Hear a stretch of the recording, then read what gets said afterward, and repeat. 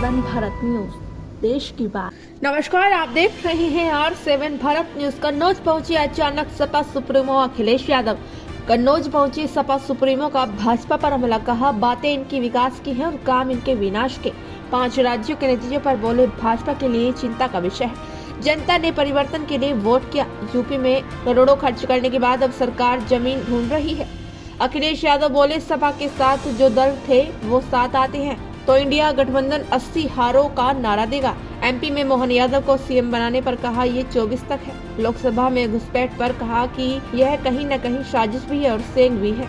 इसी बहाने लोगों को डराने की साजिश भी हो सकती है। कहा नौजवान बेरोजगारी से दुखी थे, इसलिए सरकार की आंखें खोलने के लिए उठाया कदम। इंडिया गठबंधन के भविष्य के सवाल पर कहा राज्यों के नतीजे पर मजबूत होगा गठबंधन। अखिलेश यादव ने ईवीएम हटाने का नारा भी दिया है। कहा विकसित देश की बराबरी कर रहे हैं लेकिन वहां की तरह ब्लेड का चुनाव नहीं करा रहे।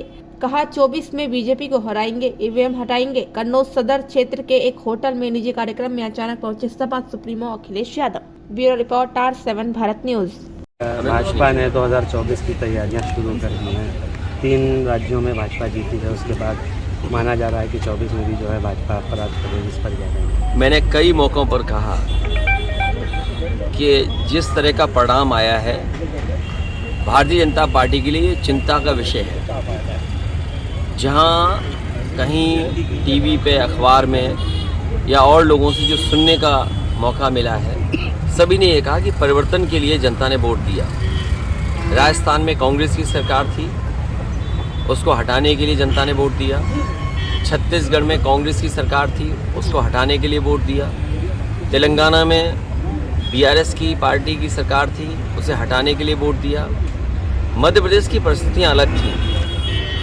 समाजवादियों को भी साथ लिया होता या अन्य दलों को साथ जोड़ा होता तो परिणाम मध्य प्रदेश का भी परिवर्तन का होता। जितने भी लोग हैं जिन्होंने भी उसकी समीक्षा की है चुनाव की, उन्होंने कहा कि जनता परिवर्तन चाहती थी और कुछ योजनाओं को लाभ पहुंचा, इसलिए सरकारें बनी। तो ये सबसे बड़ा चिंता का विषय है भारतीय जनता पार्टी के लिए, क्योंकि जब दिल्ली का चुनाव होगा तो जनता एक बार फिर परिवर्तन के लिए वोट देगी। आज हम और आप वहाँ बैठे हैं, खड़े हैं कन्नौज में। आप खुद पीछे मुड़ करके देखें कि कन्नौज के विकास को किसने रोका है। ये बातें तो बड़ी बड़ी विकास की करते हैं, बातें इनकी विकास की हैं, लेकिन काम इनके विनाश के हैं। यही मंडी जिसमें आलू से लेकर के किसान को हर फसल की सुविधा मिल जाती है, वो अभी भी आधी अधूरी पड़ी हुई है। केवल हम लोगों के बोलने की वजह से वो चालू हो गई। 13वां रोड पर मेडिकल कॉलेज के सामने मंडी का बाजार था, किसान बाजार, वो अभी भी आधा अधूरा पड़ा हुआ है। मेडिकल कॉलेज की स्थिति हमसे बेहतर आप जानते हैं, और अगर आपको दिखाना हो और अगर आप सच्चे और ईमानदार पत्रकार हैं तो अपने कैमरे और माइक लेकर के मेडिकल कॉलेज में किसी कोने में चले जाएं। जिस तरह से बजट मिलना चाहिए था वो बजट नहीं मिला, और ना बजट मिलने की वजह से आज मेडिकल कॉलेज में किसी भी गरीब का, किसान का और गांव में रहने वालों का इलाज नहीं हो पा रहा है। जिला अस्पताल में वो सुविधाएं नहीं हैं जहां गरीबों को इलाज मिल पाए, और लगातार अन्याय लोगों पर हो रहा है। महंगाई बढ़ गई, बेरोजगारी बढ़ गई। आप कन्नौज में बताइए, क्या कोई कारखाना लग गया? क्या उद्योग कोई आ गया? यही बीजेपी के लोगों ने सपना दिखाया कि निवेश के लिए हम बड़े बड़े कार्यक्रमों का आयोजन हुआ। क्या निवेश पहुंचा ज़मीन पर? और अगर निवेश ज़मीन पर पहुंचा है तो उस निवेश के माध्यम से कितनी नौकरी, कितने रोजगार मिले, ये सरकार बताए। अब ज़मीनें ढूंढी जा रही है जिलों में। सुना है कुछ दिनों पहले सरकार ने यह कहा कि निवेश के लिए ज़मीन चाहिए। जो सरकार 2 साल होने वाले हैं, अगर निवेश के लिए ज़मीन नहीं ढूंढ पाई है तो निवेश होगा कहाँ पर? आपके ज़िले में भी कहीं ना कहीं ज़मीन चिन्हित करने की कोशिश की होगी। तो बताइए, निवेश के लिए ज़मीन ढूंढ रहे हैं, और जो निवेश के लिए सब कुछ तैयार है वो आधा अधूरा पड़ा हुआ है। एम्बुलेंस इन्होंने बर्बाद कर दी, पुलिस को बेईमान इन्होंने बना दिया। अभी मैं आया हूँ, कई लोगों ने मुझे जानकारी दी कि पुलिस किस तरह अन्याय कर रही है उनके साथ। यहाँ बैठे लोग हैं, राजेंद्र हैं, बैठे हैं, इनके साथ कितना अन्याय हुआ। मुझे होम सेक्रेटरी तक कहना पड़ा, तब थोड़ी बहुत राहत मिली होगी उन्हें। तो ये स्थितियाँ हैं। अपने यहाँ व्यवस्था कर ले कोई पुलिस के लिए तो पुलिस मदद कर देगी या निष्पक्ष कार्रवाई हो जाएगी। अगर आपने व्यवस्था नहीं की तो पुलिस आपके पीछे पड़ जाएगी, और अगर आप भी सच्ची खबर दिखाओगे तो हो सकता है आपके खिलाफ भी कार्रवाई हो जाए। मेरा मानना है कि आने वाले समय में परिवर्तन होगा, बीजेपी हटेगी, और मैंने नारा दिया है कि सभी दल साथ आएं, खासकर जो समाजवादी पार्टी के साथ गठबंधन में थे। गठबंधन 80 हराओ का नारा देगा। जब 80 हारेंगे तभी भारतीय जनता पार्टी हटेगी, और भारतीय जनता पार्टी हटने से ही देश खुशहाली के रास्ते पर जाएगा। इनके पास नारे तो नए नए हैं, अब कह रहे हैं कि डेवलप्ड कंट्री का सपना देख रहे हैं, जिनके वचन में कोई दम, मतलब कहने और कथनी में फिर अलग अलग हो, क्या कहा और क्या किया, इसका जनता को आकलन करना पड़ेगा। और अभी लोकसभा में जो नौजवान कूदे हैं, ये सही बात है कि सुरक्षा, और वहाँ पर सुरक्षा जो प्रधानमंत्री जी का ड्रीम प्रोजेक्ट था, अगर ड्रीम प्रोजेक्ट में जो लगभग 25,000 करोड़ का बना है, वहाँ की सुरक्षा ऐसी है, तो मुझे लगता है कहीं ना कहीं साजिश भी है और षड्यंत्र भी है, क्योंकि कहीं इसी बहाने सरकार की कोई तैयारी तो नहीं है, कहीं इंटरनल सिक्योरिटी और सुरक्षा के बहाने लोगों को डराने की तैयारी तो नहीं है। एक तो सवाल वो खड़ा होता है, और दूसरा सवाल खड़ा होता है, कई प्रतिष्ठित अखबारों ने कहा कि नौजवान बहुत त्रस्त थे।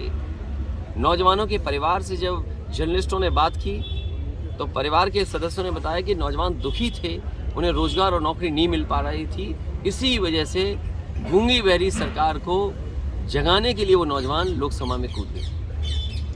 भैया एमपी में यादव मुख्यमंत्री बनाया है भाजपा ने, इसको यूपी से जोड़कर देखा जा रहा है, क्या मानते हैं, क्या असर डालेगा 24 के चुनाव में? ये केवल 24 तक हैं, और 24 के बाद क्या होगा वो आप जानते हो क्या होगा।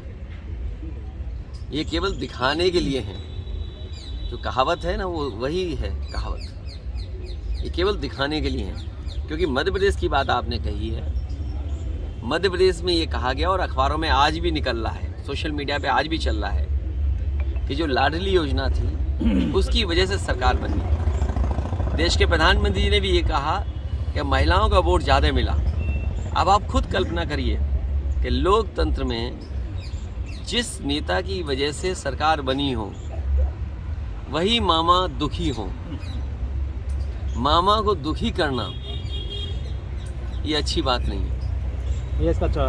और इसका परिणाम जो आने वाला है, तो वो आने वाले समय में 24 को आप देख लेंगे। 24 में भैया इंडिया गठबंधन को लेकर क्या? इंडिया गठबंधन होगा, और मैंने पहले भी कहा कि ये जो परिणाम आए हैं, इससे इंडिया गठबंधन और मजबूत होगा। और ईवीएम को लेकर आपने भी जनसंग्रह की बात करी थी, विपक्ष का ये कहना है कि जब वो जीतते हैं तो ईवीएम को ठीक नहीं फोड़ते हैं। देखिए, आप कुछ जानते नहीं हैं, आप पत्रकारिता है तो ठीक से करें पत्रकारिता, और किसी की बात को ये ना कहें। समाजवादियों ने कहा कि अगर आप अमेरिका से नकल कर रहे हो, आप डेवलप्ड कंट्री बनना चाहते हो, तो जो डेवलप्ड कंट्री में व्यवस्था है वोट डालने की, उसको क्यों नहीं अपना रहे हो आप? अमेरिका जैसा देश जो अर्थव्यवस्था में ताकतवर है, वो अपने आप महीनों बैलेट से वोट डलवाता है। जापान जैसा देश जहाँ से ईवीएम कभी बनी, वो बैलेट से वोट डलवा रहा है। जर्मनी का जो सुप्रीम कोर्ट है, उसने ये पाबंदी लगाई कि अगर ईवीएम से मशीन से वोट पड़ेगा तो वो अनकॉन्स्टिट्यूशनल है। ये तीनों बातें जो मैंने कही हैं, इन तीनों बातों पर आप खुद विश्लेषण करिए। और भारत सरकार ये कह रही है कि हम दुनिया में सबसे ताकतवर देश बनने जा रहे हैं और बनना चाहते हैं। तो क्या अविश्वास के साथ आप ताकतवर बनना चाहते हैं? जनता को विश्वास हो, और सीक्रेट बैलेट, आज तो ये पता लग जाता है इस गांव में, इस मजरे में वोट किसको मिलने वाला है, किसको पड़ने वाला है। तो ये सीक्रेट बैलेट कहाँ है वोटिंग? इसलिए समाजवादियों का मानना, मैं आज फिर कहता हूँ आपसे, मैं जनता से अपील करूँगा कि समाजवादियों को जिताइए, बीजेपी को हटाइए। बीजेपी के हटने से ईवीएम भी हटेगी। इंडिया गठबंधन में समाजवादियों का प्रस्ताव होगा, और जनता से अपील होगी उसके माध्यम से कि देश में ईवीएम हटे, बीजेपी हटेगी तो उससे ईवीएम हट जाएगी। भैया अगर इंडिया गठबंधन में